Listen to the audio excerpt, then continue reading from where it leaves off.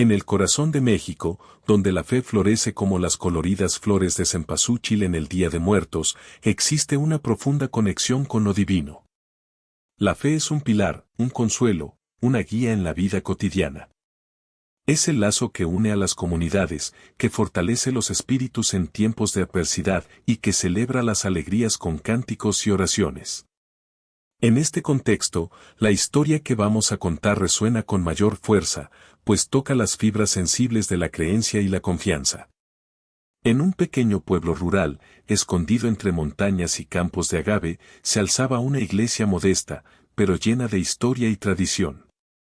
Sus paredes de adobe, pintadas de un blanco deslumbrante, habían sido testigos de generaciones de fieles que buscaban refugio y guía espiritual.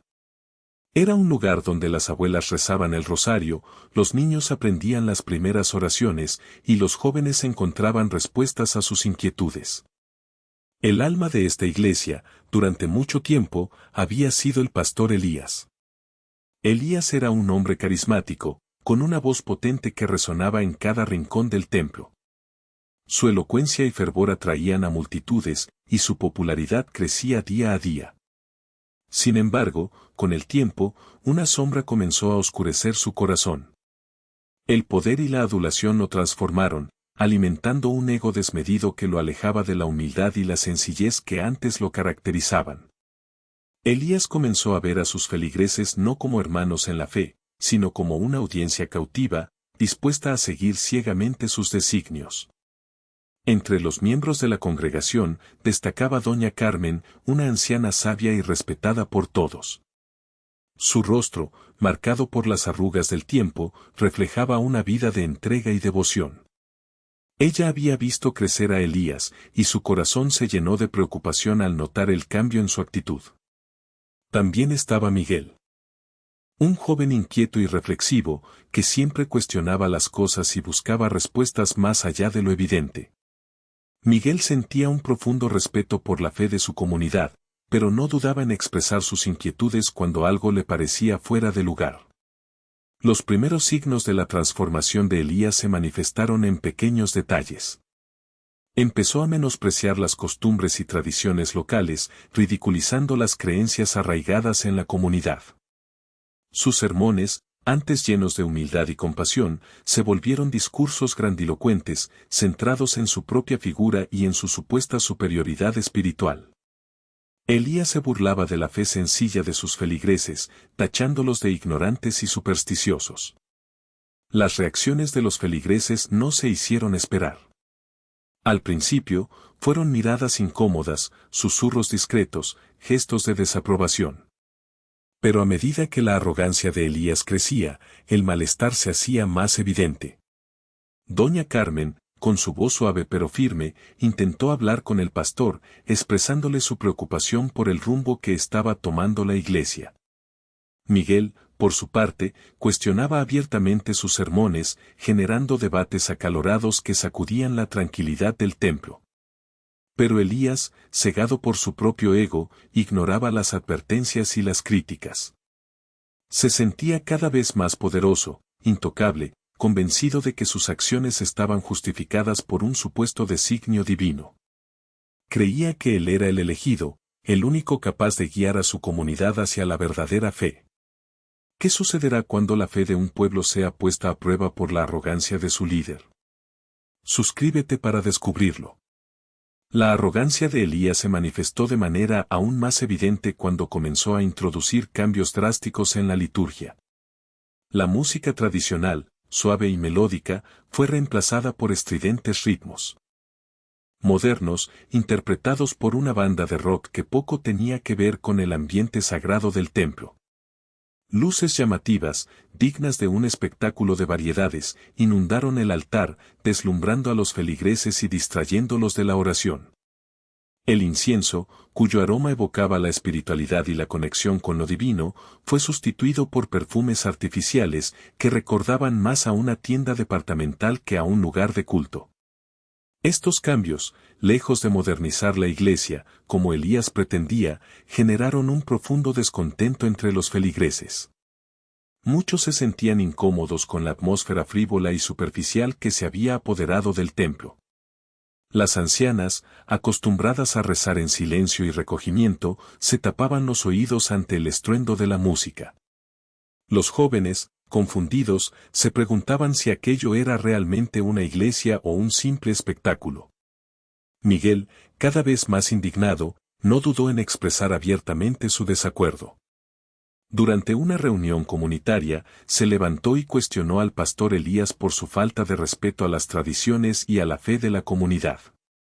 Sus palabras, valientes y sinceras, resonaron en el corazón de muchos feligreses, que compartían su sentir pero temían manifestarlo.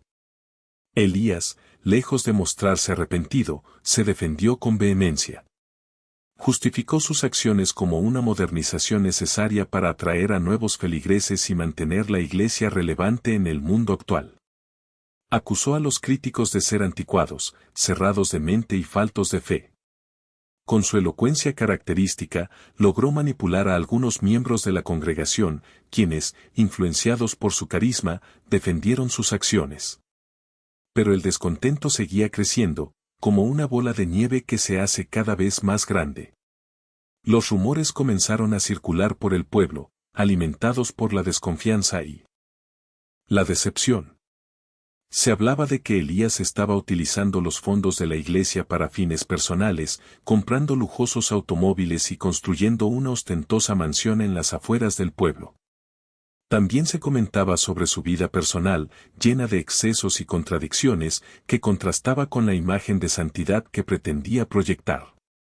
Estos rumores, aunque no confirmados, sembraron la duda en el corazón de muchos feligreses. Se preguntaban si realmente conocían al hombre que los guiaba espiritualmente, si su fe estaba siendo manipulada por un charlatán.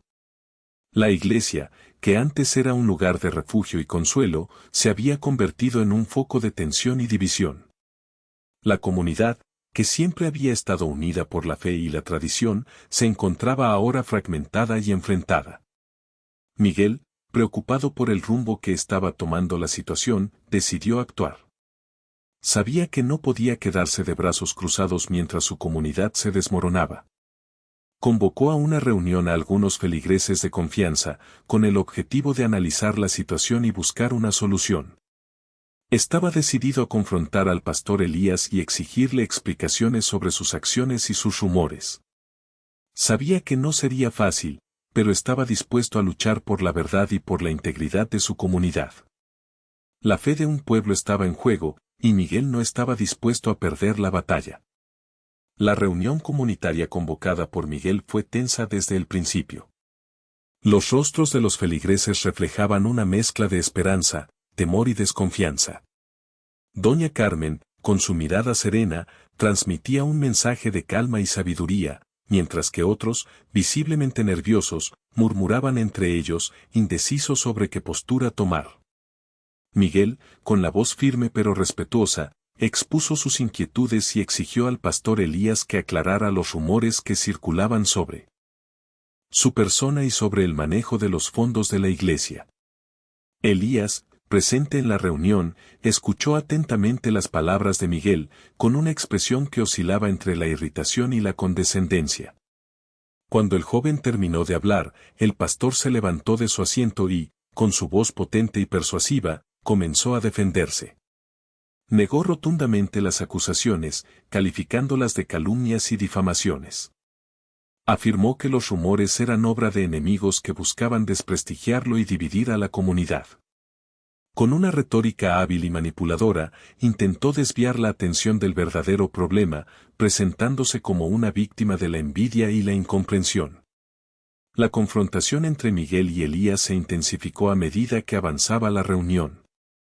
El joven, con argumentos sólidos y pruebas concretas, cuestionó las contradicciones en el discurso del pastor y su falta de transparencia en el manejo de las finanzas de la iglesia. Elías, acorralado, recurrió a ataques personales, intentando desacreditar a Miguel y sembrar la duda sobre su integridad. La tensión en el ambiente era palpable, y la comunidad se dividió en dos bandos, los que apoyaban a Miguel y los que seguían fieles al pastor Elías.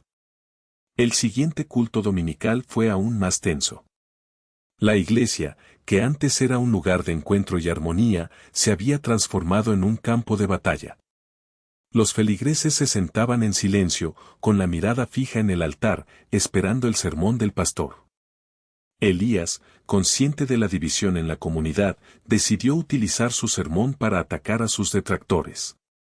En lugar de predicar sobre el amor y el perdón, como era su costumbre, se dedicó a ridiculizar a los que lo habían criticado, imitándolos y burlándose de sus creencias.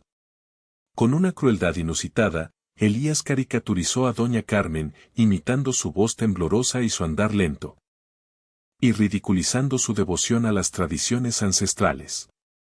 También se burló de Miguel, tachándolo de rebelde e ignorante, y cuestionando su derecho a opinar sobre los asuntos de la Iglesia.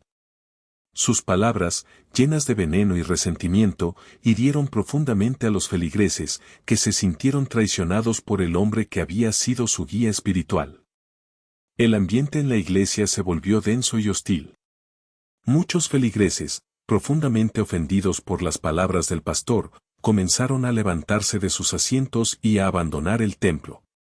Otros, en silencio, bajaron la cabeza, avergonzados y decepcionados. La fe de la comunidad, que había sido puesta a prueba por la arrogancia y la ambición de Elías, estaba a punto de quebrarse. En el punto álgido de la burla, cuando Elías se mofaba de la fe sencilla de una anciana, un evento inexplicable sacudió la iglesia. Una corriente de aire helado recorrió el templo, apagando las luces y sumiendo el lugar en una oscuridad repentina. Un silencio sepulcral invadió el ambiente, interrumpido solo por los sollozos de algunos feligreses. Y entonces, en medio de la oscuridad, una luz tenue comenzó a brillar detrás del pastor Elías, revelando una figura imponente y misteriosa.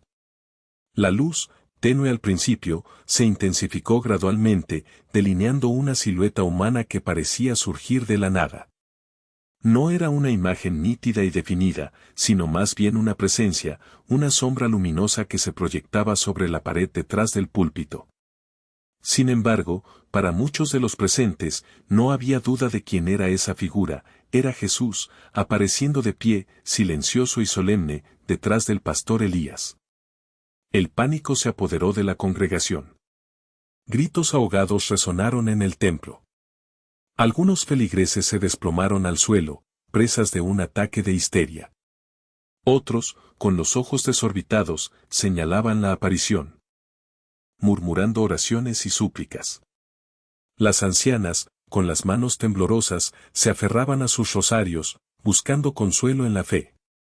Los niños, asustados, se escondían detrás de sus padres, preguntando qué estaba sucediendo. El caos era total. Pero en medio de todo este alboroto, el pastor Elías permanecía ajeno a lo que estaba sucediendo. Cegado por su propia vanidad, continuaba con su sermón, sin percatarse de la presencia divina que se manifestaba a sus espaldas. Seguía ridiculizando a sus detractores, sin darse cuenta de que la burla se había vuelto contra él. En su egocentrismo, era incapaz de ver más allá de su propia imagen, de reconocer la magnitud de lo que estaba ocurriendo. Miguel, que al principio había sido escéptico ante la posibilidad de una aparición divina, quedó profundamente impactado por la reacción de la gente. Observaba con asombro cómo el pánico se extendía por la iglesia, cómo los feligreses se postraban ante la imagen de Jesús, cómo la atmósfera se cargaba de una energía indescriptible. Aunque no podía ver claramente la figura, sentía una presencia poderosa que lo envolvía, una sensación de paz y temor reverencial que lo conmovía hasta lo más profundo de su ser.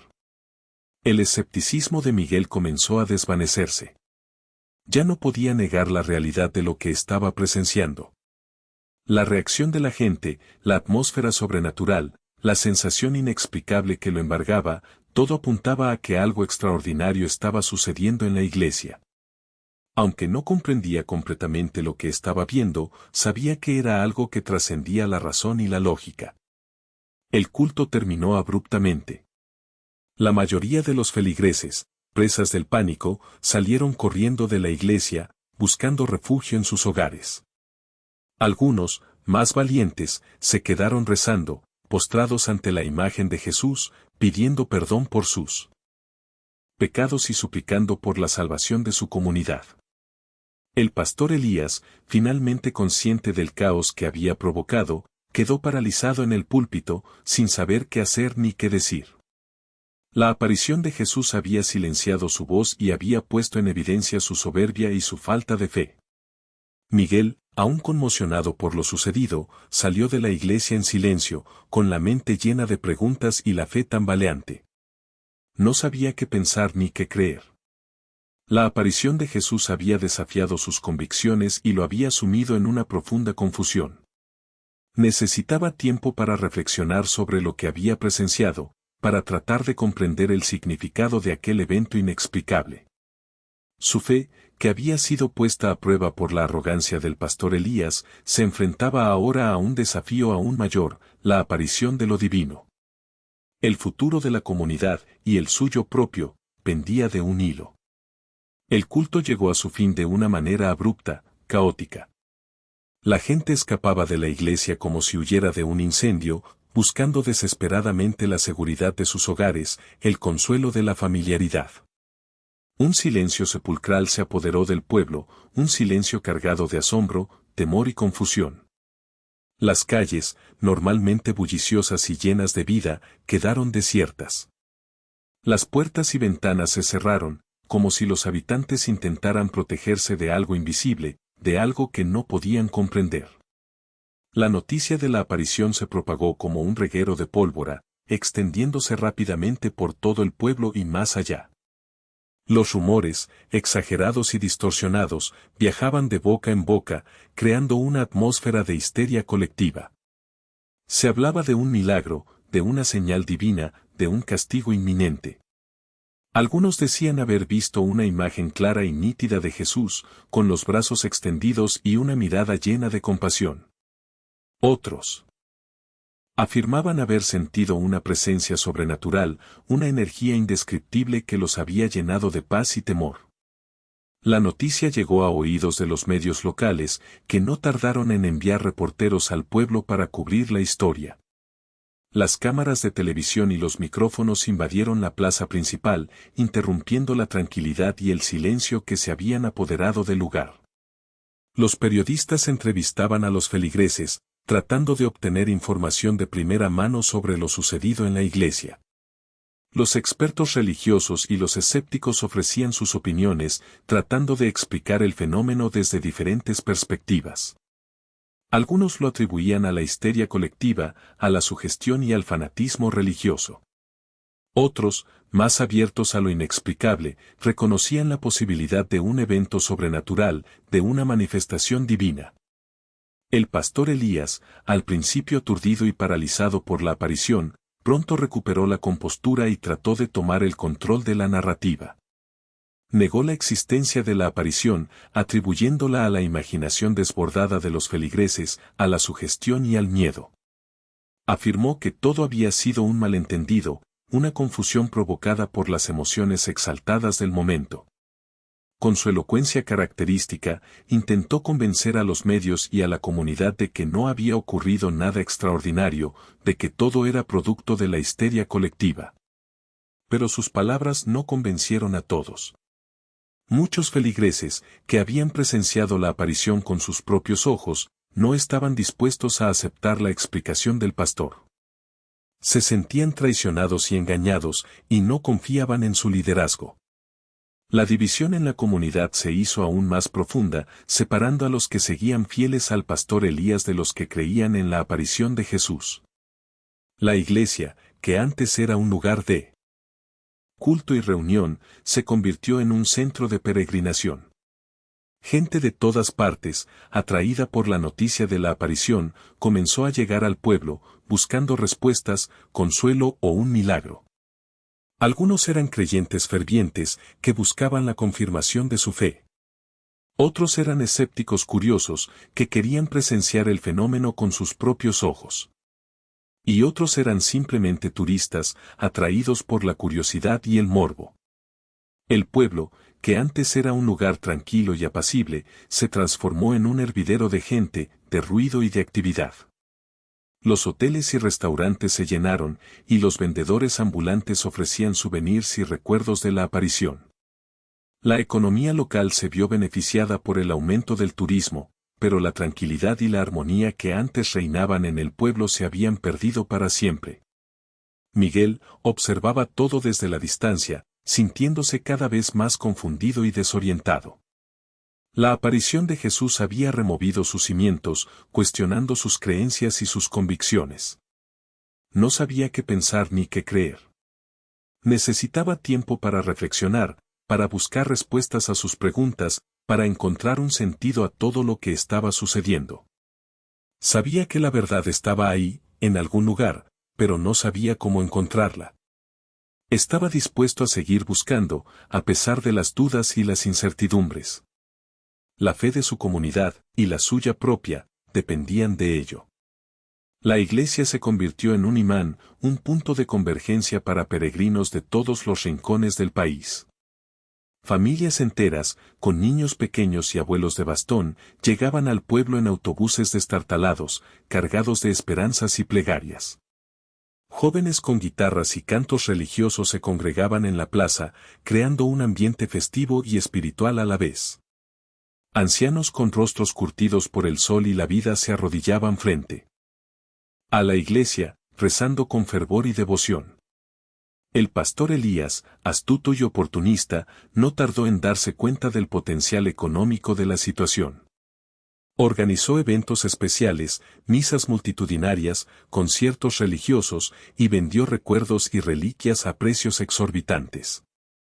La iglesia se convirtió en un negocio lucrativo, donde la fe se comercializaba y la espiritualidad se convertía en mercancía. Elías se enriqueció a costa de la devoción de los peregrinos, aprovechándose de su vulnerabilidad y su necesidad de creer. Las críticas no tardaron en llegar. Más personas acusaron a Elías de ser un charlatán, un impostor, un mercader de la fe. Los medios de comunicación, que al principio habían cubierto la historia con sensacionalismo, comenzaron a investigar los antecedentes del pastor y a denunciar sus prácticas fraudulentas. Los expertos religiosos y los líderes comunitarios condenaron su comportamiento, tachándolo de inmoral y sacrílego. La reputación de Elías, que ya estaba dañada por la aparición de Jesús, se desplomó aún más. Doña Carmen, la anciana sabia y respetada, se sintió indignada por la actitud del pastor. No podía tolerar que se lucrase con la fe de su comunidad, que se aprovechase de la necesidad de creer de los peregrinos. Convocó a una reunión a los feligreses originales de la iglesia, aquellos que habían permanecido fieles a las tradiciones y a los valores de siempre. Les propuso organizarse para denunciar a Elías y defender la integridad de su comunidad. La propuesta de doña Carmen fue acogida con entusiasmo por la mayoría de los feligreses. Estaban hartos de la arrogancia y la ambición del pastor, de su falta de respeto a las tradiciones y a la fe. Decidieron formar un grupo de resistencia, liderado por doña Carmen y apoyado por Miguel, que se había convertido en un símbolo de la rebeldía y la esperanza. El grupo de resistencia comenzó a organizar protestas pacíficas frente a la iglesia, denunciando las prácticas fraudulentas del pastor y exigiendo su renuncia. Distribuían folletos informativos, donde exponían las pruebas de la corrupción de Elías y llamaban a la comunidad a no dejarse engañar. Se reunían en secreto para planificar sus acciones y para mantener viva la llama de la esperanza. Doña Carmen, con su sabiduría y su experiencia, se convirtió en la líder indiscutible del grupo. Su voz, suave pero firme, resonaba en el corazón de los feligreses, transmitiendo un mensaje de unidad, valentía y esperanza. Miguel, con su energía y su juventud, aportaba ideas innovadoras y movilizaba a los jóvenes de la comunidad. Juntos, formaban un equipo imbatible, dispuesto a luchar por la verdad y por la justicia. La resistencia creció día a día, sumando cada vez más adeptos. Los peregrinos, al enterarse de la corrupción del pastor, se unían a las protestas y exigían la devolución de su dinero. Los medios de comunicación, que antes habían ignorado las denuncias, comenzaron a prestar atención al movimiento y a dar voz a los feligreses. La presión sobre el pastor Elías se intensificó, y su posición se volvió cada vez más insostenible.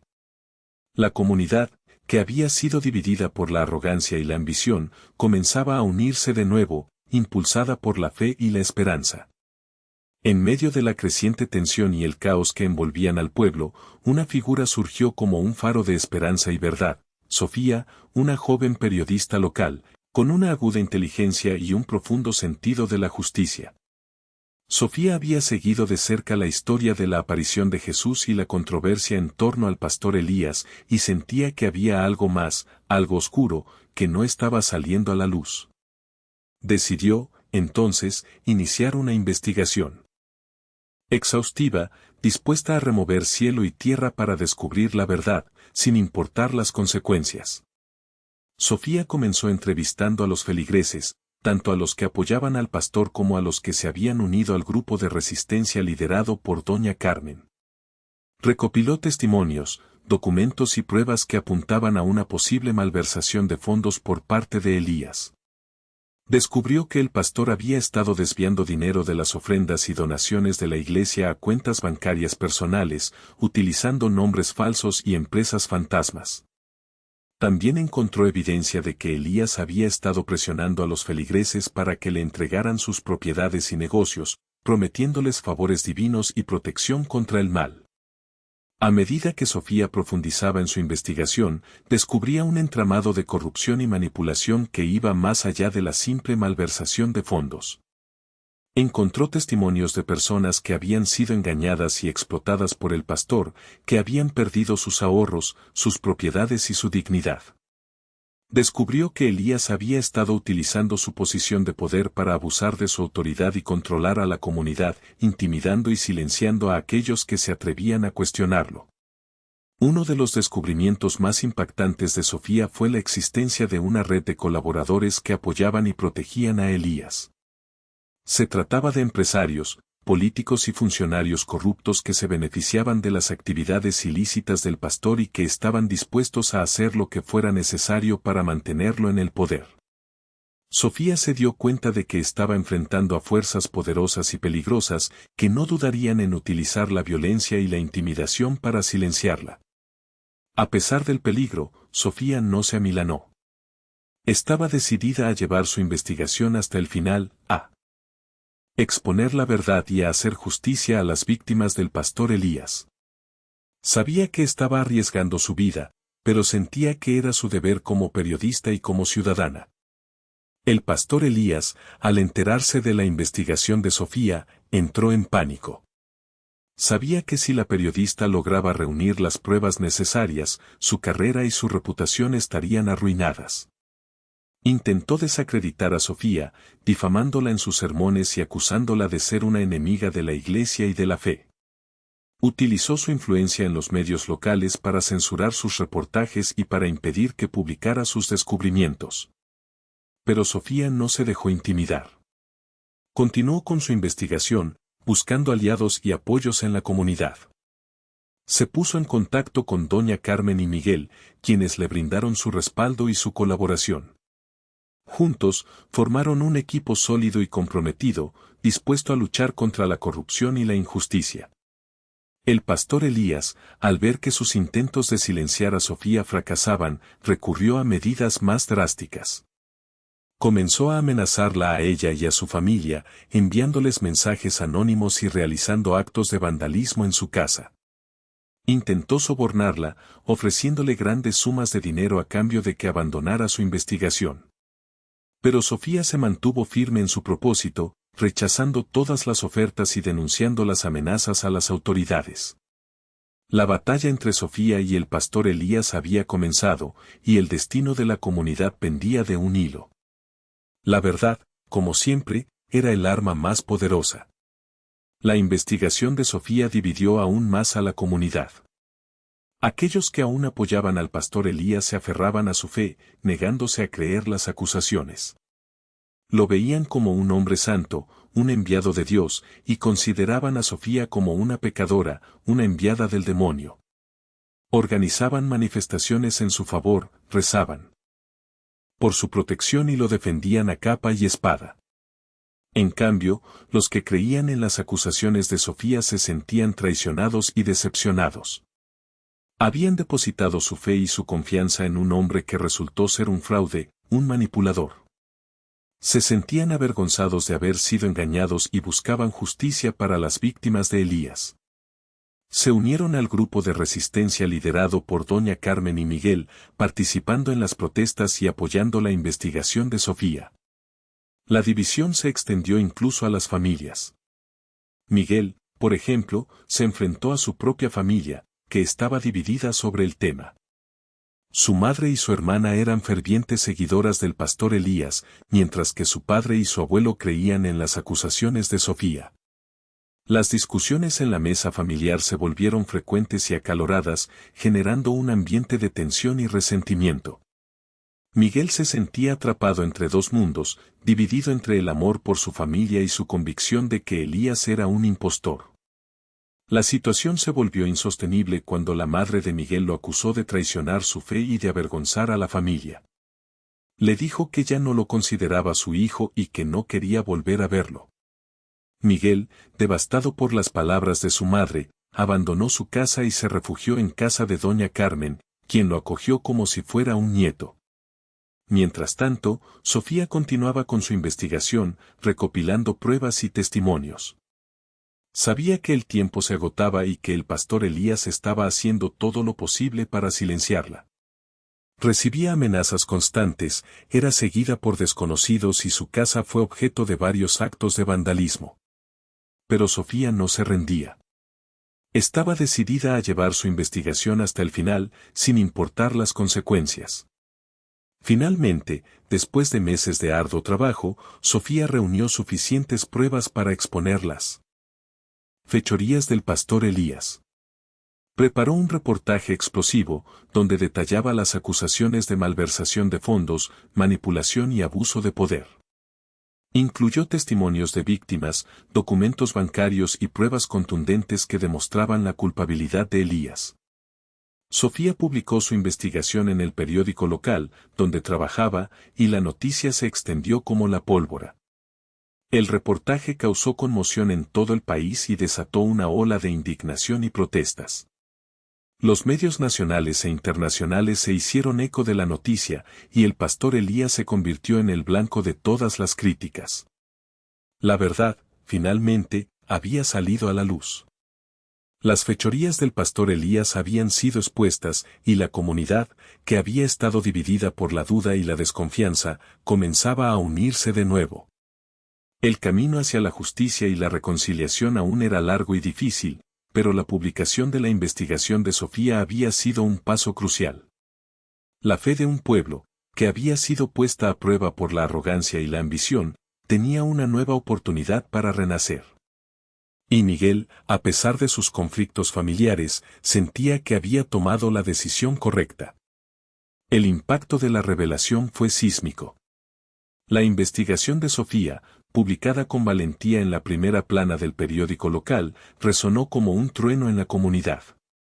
Los detalles escabrosos de la malversación de fondos, la manipulación emocional y el abuso de poder pintaban un retrato grotesco del hombre que, hasta hace poco, era reverenciado como un líder espiritual.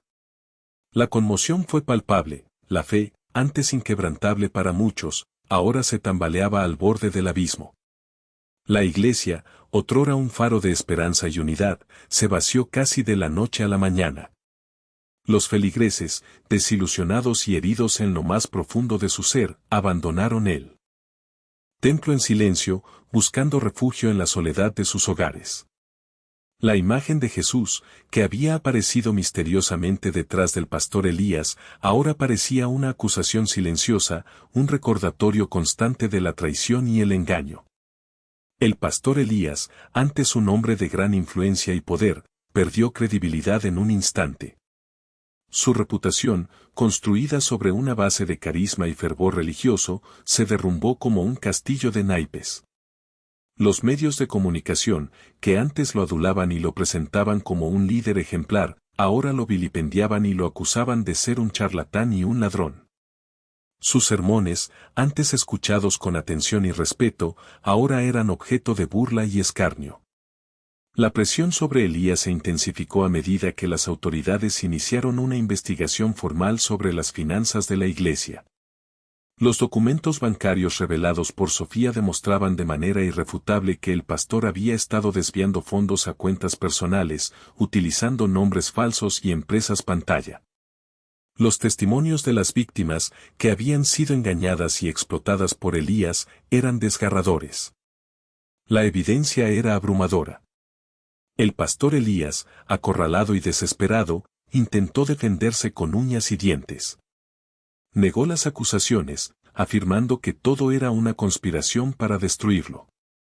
Acusó a Sofía de ser una periodista sensacionalista y de estar manipulada por enemigos de la iglesia. Intentó desacreditar a las víctimas, tachándolas de resentidas y mentirosas. Pero sus palabras ya no tenían eco. La verdad había salido a la luz y nadie creía en sus excusas.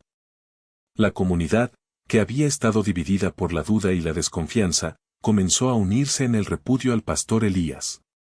Los que antes lo apoyaban, ahora se sentían avergonzados y traicionados. Los que lo habían criticado, ahora se sentían vindicados y fortalecidos. Todos coincidían en que Elías debía rendir cuentas por sus crímenes y que la iglesia debía ser reconstruida sobre una base de honestidad y transparencia. Doña Carmen, con su sabiduría y su liderazgo, se convirtió en un símbolo de la resistencia y la esperanza. Animó a la comunidad a no perder la fe y a seguir luchando por la justicia. Miguel, con su energía y su valentía, movilizó a los jóvenes y organizó protestas pacíficas frente a la iglesia. Sofía, con su periodismo incisivo y comprometido, se convirtió en la voz de las víctimas y en la defensora de la verdad. El pastor Elías, aislado y desprestigiado, vio cómo su mundo se desmoronaba a su alrededor. La iglesia, que había sido su reino y su fuente de poder, ahora era un lugar vacío y abandonado. La comunidad, que lo había reverenciado y seguido ciegamente, ahora lo rechazaba y lo condenaba. Su nombre, antes sinónimo de santidad y virtud, ahora era sinónimo de corrupción y engaño. El pastor Elías había caído en desgracia, y su futuro era incierto. Las consecuencias de sus actos, finalmente, lo habían alcanzado. El mundo del pastor Elías se desmoronaba. Aislado en la inmensidad de la iglesia vacía, se había convertido en un fantasma de su antiguo ser. Las paredes, antes testigos de su elocuencia y poder, ahora le devolvían un eco silencioso, un reflejo de su soledad y desesperación. La luz del sol, que antes entraba a raudales iluminando sus sermones, ahora se filtraba tímidamente por los vitrales, proyectando sombras largas y amenazantes sobre su figura encorvada. Recluido en su oficina, con la puerta cerrada con llave, Elías se negaba a hablar con nadie. Evitaba las llamadas telefónicas, ignoraba los toques insistentes en la puerta y se negaba a recibir a sus antiguos colaboradores, ahora convertidos en acusadores silenciosos. La soledad era su única compañera, un recordatorio constante de su caída en desgracia. En la plaza del pueblo, la vida continuaba, pero con un matiz diferente. La algarabía de los peregrinos había cesado, reemplazada por una atmósfera de reflexión y cuestionamiento. Los habitantes, antes divididos por la fe y la desconfianza, ahora comenzaban a unirse en un esfuerzo por reconstruir su comunidad. Se reunían en pequeños grupos, discutiendo sobre lo sucedido, analizando las causas de la corrupción y buscando soluciones para evitar que algo así volviera a ocurrir. La gente del pueblo comenzó a cuestionar su propia fe. Se preguntaban cómo habían podido ser engañados por un charlatán, cómo habían podido permitir que la arrogancia y la ambición corrompieran su comunidad. Se daban cuenta de que habían depositado su confianza en un líder falible, en lugar de buscar la verdad en su propio corazón. Comenzaron a valorar la importancia de la humildad, la honestidad y la responsabilidad, y a entender que la verdadera fe no reside en la obediencia ciega, sino en el cuestionamiento y la búsqueda constante de la verdad. En este contexto de reflexión y cuestionamiento, Miguel se embarcó en un viaje personal para comprender lo que realmente había sucedido en la iglesia. Se sentía responsable, en parte, por la situación, ya que había sido uno de los primeros en cuestionar al pastor Elías. Quería entender por qué el pastor se había corrompido, cómo había podido manipular a la comunidad y qué papel había jugado la fe en todo este proceso. Miguel decidió visitar a otros líderes religiosos de la región, buscando consejo y orientación. Quería escuchar diferentes perspectivas sobre la fe, el poder y la responsabilidad. Se reunió con sacerdotes, pastores y líderes de otras religiones, escuchando atentamente sus palabras y reflexionando sobre sus enseñanzas. También habló con miembros de otras comunidades que habían pasado por situaciones similares, aprendiendo de sus experiencias y buscando inspiración para reconstruir su propia comunidad. Su viaje lo llevó a conocer realidades diversas, a comprender la complejidad de la fe y el poder. Descubrió que la corrupción no es exclusiva de una religión o de una comunidad, sino que es un problema universal que puede surgir en cualquier contexto donde haya poder y recursos. Aprendió que la fe puede ser una fuente de fortaleza y esperanza, pero también puede ser utilizada para manipular y controlar a las personas. A medida que avanzaba en su viaje, Miguel comenzó a comprender que la verdad no es algo que se encuentra, sino algo que se construye. No hay respuestas fáciles ni soluciones mágicas.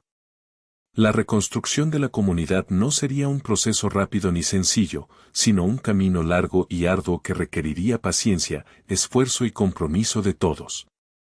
Pero estaba dispuesto a asumir el desafío, porque creía en la fuerza de su comunidad y en la capacidad de la gente para aprender de sus errores y construir un futuro mejor.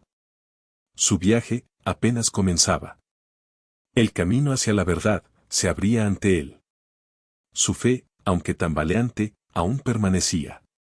El corazón del pueblo latía con fuerza. El viaje de Miguel se convirtió en una búsqueda intensa, una peregrinación personal a través de los paisajes áridos y las ciudades bulliciosas de México. Dejó atrás el pueblo marcado por el escándalo y la desilusión, buscando respuestas en la sabiduría de otros, en las experiencias de comunidades que habían enfrentado desafíos similares. No era un viaje fácil, la soledad a menudo lo envolvía, y las dudas sobre su propia fe lo asaltaban en las noches estrelladas. Pero la determinación de encontrar un camino para su pueblo lo impulsaba a seguir adelante. Visitó pequeñas iglesias en pueblos remotos, donde pastores humildes dedicaban sus vidas al servicio de los demás, sin buscar fama ni fortuna. Habló con monjas ancianas que habían dedicado su vida a la oración y la caridad, encontrando consuelo en la fe en medio de la adversidad.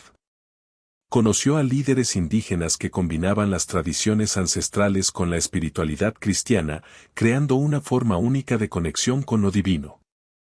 En cada encuentro, Miguel aprendía algo nuevo sobre la importancia de la fe genuina, la humildad y la responsabilidad.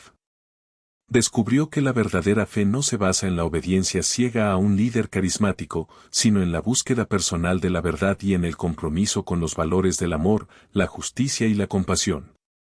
Aprendió que la humildad no es sinónimo de debilidad, sino de fortaleza interior, de la capacidad de reconocer los propios errores y de aprender de ellos. Y entendió que la responsabilidad no es solo un deber, sino un privilegio, la oportunidad de usar el poder para el bien común. En una ciudad colonial, Miguel se encontró con un sacerdote jesuita que había trabajado durante años con comunidades marginadas, luchando contra la pobreza y la injusticia. El sacerdote le contó historias de resistencia y esperanza, de personas que habían superado la adversidad gracias a su fe y su determinación. Le habló de la importancia de la educación, la organización comunitaria y la defensa de los derechos humanos. Le dijo que la fe no es solo una cuestión personal, sino también un compromiso social, una forma de transformar el mundo y hacerlo más justo y humano. En un pueblo pesquero, Miguel conoció a una pastora evangélica que había fundado una escuela para niños de familias de bajos recursos. La pastora le contó cómo había superado la oposición de los líderes religiosos conservadores y cómo había logrado construir una comunidad unida y solidaria. Le enseñó la importancia de la perseverancia, la creatividad y la capacidad de adaptación. Le dijo que la fe no es solo una cuestión de doctrina, sino también una práctica, una forma de vivir cada día con alegría y esperanza. Después de meses de viaje, Miguel regresó a su pueblo transformado. Ya no era el joven ingenuo y confundido que había partido.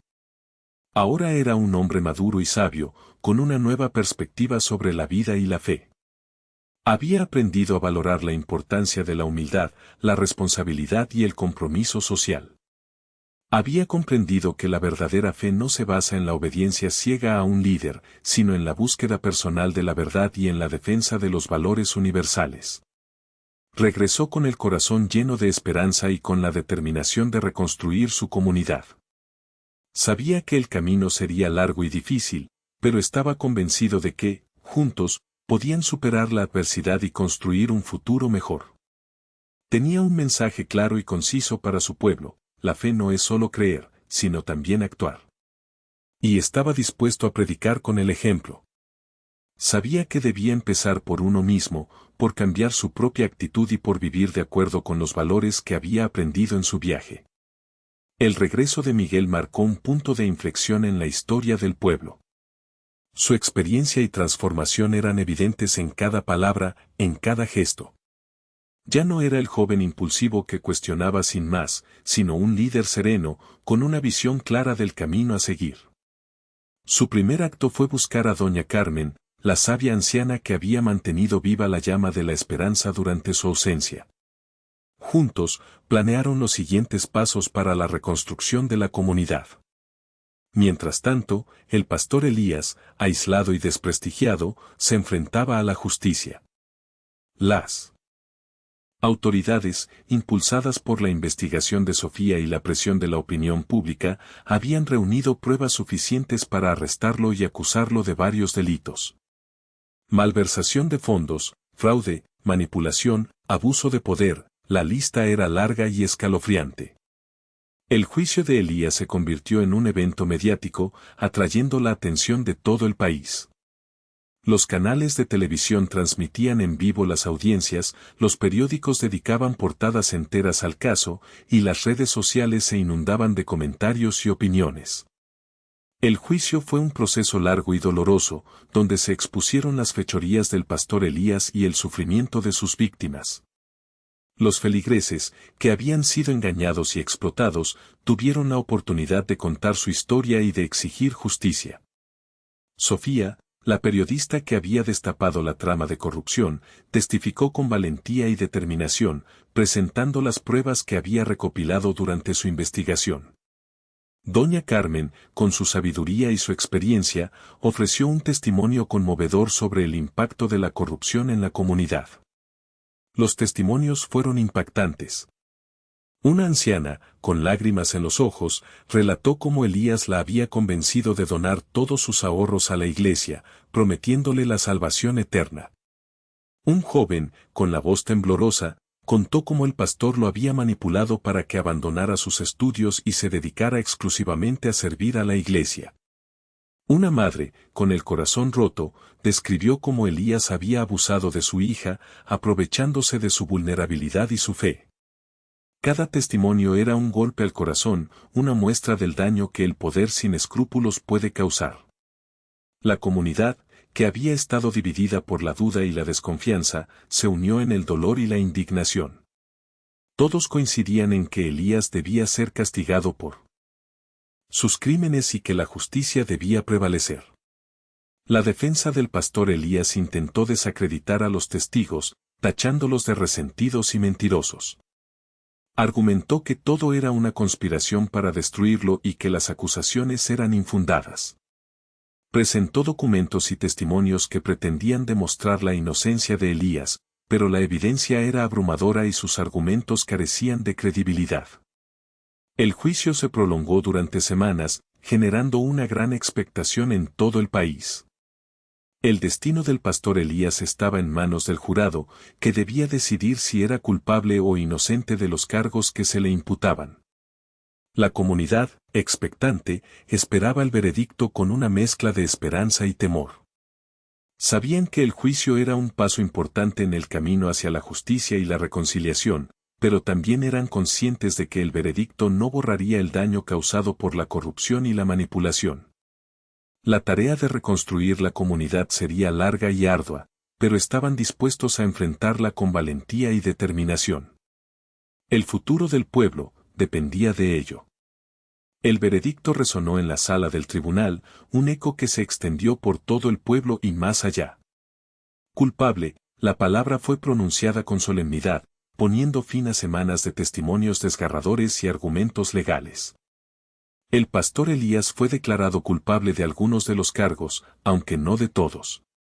La malversación de fondos y el abuso de poder quedaron demostrados, pero otros cargos, como el abuso sexual, no pudieron ser probados más allá de una duda razonable.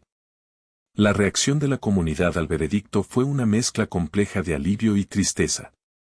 Alivio porque la justicia, aunque imperfecta, había prevalecido. Elías, el hombre que había traicionado su confianza y corrompido su fe, sería castigado por sus crímenes. Pero también tristeza.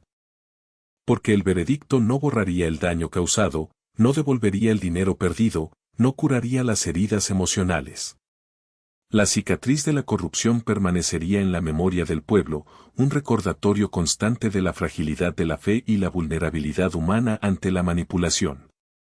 En las calles del pueblo, la gente comentaba el veredicto con una mezcla de satisfacción y resignación. Algunos celebraban la victoria de la justicia, otros lamentaban el sufrimiento de las víctimas. Doña Carmen, con su rostro sereno, expresaba su esperanza de que el veredicto sirviera como una lección para el futuro. Miguel, con su mirada firme, reafirmaba su compromiso de seguir trabajando por la reconstrucción de la comunidad. Sofía, la periodista que había destapado la trama de corrupción, sentía una mezcla de satisfacción y responsabilidad. Sabía que su trabajo había contribuido a hacer justicia, pero también era consciente de que la tarea de sanar las heridas y reconstruir la confianza apenas comenzaba. El pastor Elías, tras escuchar el veredicto, permaneció en silencio, con la mirada perdida.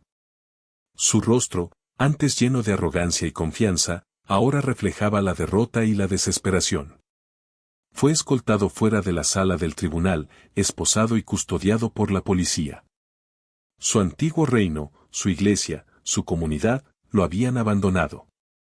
Su poder, su influencia, su reputación, se habían desvanecido. Con el pastor Elías tras las rejas, la atención se centró en el futuro de la iglesia. El edificio, que había sido el centro de la vida religiosa y social del pueblo, quedó abandonado y en ruinas. Las paredes, antes pintadas de blanco, estaban cubiertas de grafitis y pintadas. El techo, dañado por el tiempo y el abandono, amenazaba con derrumbarse. El altar, antes adornado con flores y velas, estaba vacío y polvoriento. La iglesia era un reflejo del estado de la comunidad, herida, dividida y desilusionada. Algunos proponían demoler el edificio y construir uno nuevo, que simbolizara la renovación y la esperanza. Otros abogaban por restaurar la iglesia, conservando su historia y su memoria, pero transformándola en un lugar de encuentro y reconciliación. El debate era intenso y apasionado, reflejando las diferentes visiones sobre el futuro de la comunidad. Miguel, con su liderazgo sereno y su visión integradora, propuso un camino intermedio.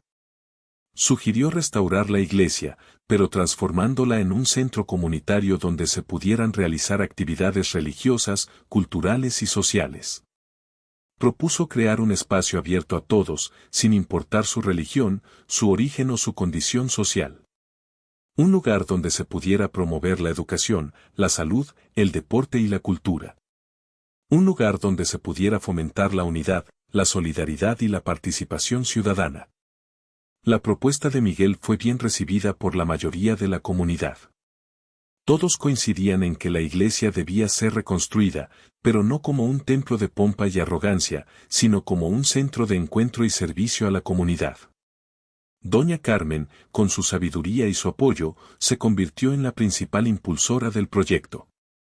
Sofía, con su periodismo comprometido, se encargó de difundir la idea y de conseguir apoyo financiero. La comunidad, unida por un objetivo común, se puso manos a la obra. La reconstrucción se convirtió en un proyecto colectivo, una manifestación palpable de la resiliencia de la comunidad. No se trataba solo de levantar paredes y reparar el techo, se trataba de reconstruir la confianza, de sanar las heridas, de renovar la fe. La iglesia, antes símbolo de división y corrupción, se transformó en un símbolo de esperanza y unidad. Los habitantes del pueblo, sin importar su edad, su origen o su condición social, se unieron para trabajar en la reconstrucción. Los jóvenes, liderados por Miguel, se encargaron de las tareas más pesadas, como remover escombros, limpiar paredes y transportar materiales. Las ancianas, guiadas por doña Carmen, organizaron colectas de fondos, prepararon comidas para los trabajadores y ofrecieron su apoyo moral. Los niños, con entusiasmo y alegría, ayudaron en las tareas más sencillas, como pintar, plantar flores y decorar el interior del edificio. El proyecto de reconstrucción no se limitó a la iglesia. Se extendió a toda la comunidad, generando un espíritu de colaboración y solidaridad. Se repararon las escuelas, se limpiaron las calles, se construyeron parques y jardines. Se organizaron actividades culturales y sociales, como conciertos, obras de teatro, festivales y talleres. Se crearon programas de educación y salud, dirigidos a los más necesitados. Miguel, con su liderazgo inspirador, se convirtió en el motor de la reconstrucción. Promovió la humildad, la transparencia y la responsabilidad como valores fundamentales de la nueva comunidad. Fomentó la participación ciudadana, invitando a todos a expresar sus ideas y a tomar decisiones en conjunto.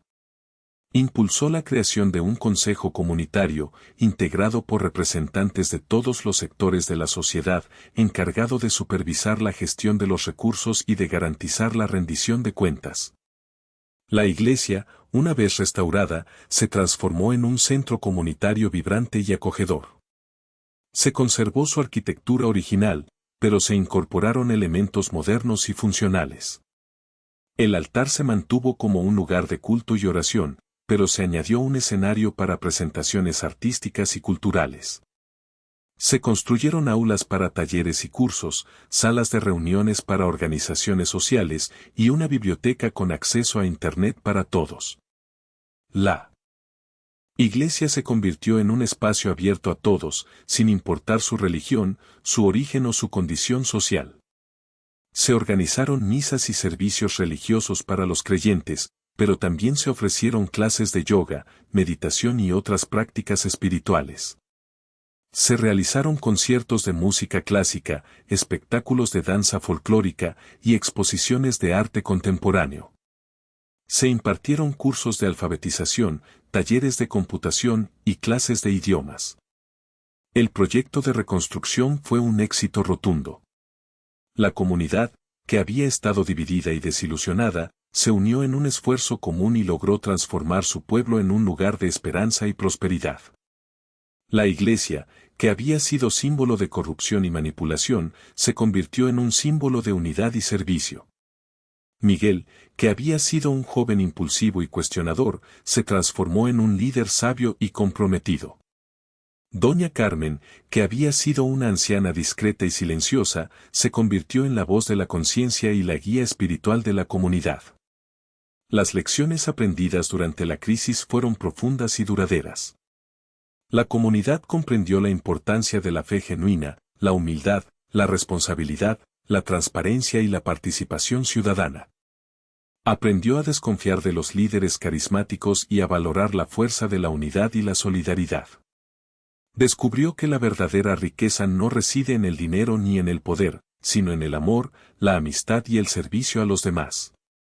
La reconstrucción de la iglesia y de la comunidad fue un proceso largo y arduo, pero también fue una experiencia transformadora.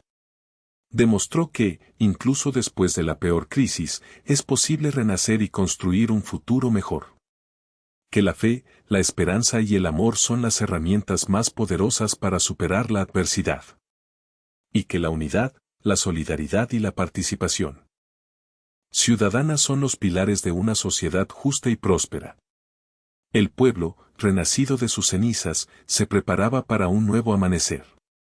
La iglesia reconstruida se erigía ahora no solo como un lugar de culto, sino como un faro de esperanza y renovación para toda la comunidad. Sus paredes, antes marcadas por la desolación y el abandono, irradiaban una luz cálida y acogedora, símbolo del espíritu renovado de sus habitantes. Ya no era un templo de pompa y ostentación, sino un centro comunitario vibrante y accesible para todos, sin importar su origen, credo o condición social. En su interior, las imágenes religiosas se entrelazaban con murales coloridos que narraban la historia del pueblo, sus tradiciones y sus luchas. El altar, aunque mantenía su esencia sagrada, se había transformado en un escenario multifuncional, donde se celebraban tanto misas solemnes como festivales culturales y presentaciones artísticas. Las aulas, antes vacías y silenciosas, ahora bullían de vida, con niños aprendiendo a leer y escribir, jóvenes participando en talleres de arte y música, y adultos adquiriendo nuevas habilidades para mejorar sus vidas. La plaza frente a la iglesia, antes un espacio desolado y abandonado, se había convertido en un jardín exuberante, donde las flores y los árboles ofrecían sombra y refugio a los visitantes. Los bancos invitaban al descanso y a la conversación, y los juegos infantiles ofrecían un espacio seguro y divertido para los niños. La plaza era el corazón del pueblo, un lugar de encuentro y convivencia donde se celebraban la vida y la esperanza. Miguel, convertido en un líder respetado y admirado por todos, supervisaba con orgullo el funcionamiento del centro comunitario. Su humildad, su honestidad y su compromiso con el bien común lo habían convertido en un ejemplo a seguir. Dedicaba gran parte de su tiempo a escuchar las necesidades de la comunidad, a buscar soluciones a los problemas y a promover la participación ciudadana. Doña Carmen, con su sabiduría y su experiencia, se había convertido en la consejera espiritual del pueblo. Su voz, suave pero firme, transmitía un mensaje de paz, amor y esperanza. Ayudaba a las personas a sanar sus heridas emocionales, a perdonar a quienes les habían hecho daño y a encontrar un sentido a sus vidas. Sofía, con su periodismo valiente y comprometido, seguía denunciando la corrupción y la injusticia, dando voz a los que no la tenían. Utilizaba su plataforma para promover el desarrollo social, la educación y la cultura. Se había convertido en un ejemplo de integridad y profesionalismo. La historia del pueblo, marcada por la arrogancia, la corrupción y la manipulación, había servido como una lección valiosa para todos. Habían aprendido que el poder sin escrúpulos puede causar un daño irreparable, que la fe ciega puede ser peligrosa y que la unidad, la solidaridad y la participación ciudadana son fundamentales para construir una sociedad justa y próspera. La historia de la aparición de Jesús, que había desencadenado la crisis, seguía siendo un misterio. Algunos creían que había sido un milagro, una señal divina para despertar la conciencia de la comunidad. Otros pensaban que había sido una alucinación colectiva, producto de la sugestión y el fanatismo religioso. Pero, independientemente de su origen, la aparición había tenido un impacto transformador en el pueblo, impulsando un proceso de reflexión, cambio y renovación. La historia nos deja preguntándonos sobre la naturaleza de la fe y la vulnerabilidad humana ante la manipulación y el engaño. Nos invita a cuestionar nuestras creencias, a desconfiar de los líderes carismáticos y a buscar la verdad en nuestro propio corazón. Nos recuerda que la fe genuina se basa en el amor, la compasión y el servicio a los demás. ¿Qué opinas de esta historia? ¿Crees que la fe puede ser manipulada? ¿Cómo podemos proteger nuestra comunidad de la corrupción y el engaño? Deja tus comentarios y comparte tus reflexiones. Si te ha gustado esta historia impactante, suscríbete a nuestro canal para más relatos fascinantes. No te pierdas nuestro próximo video.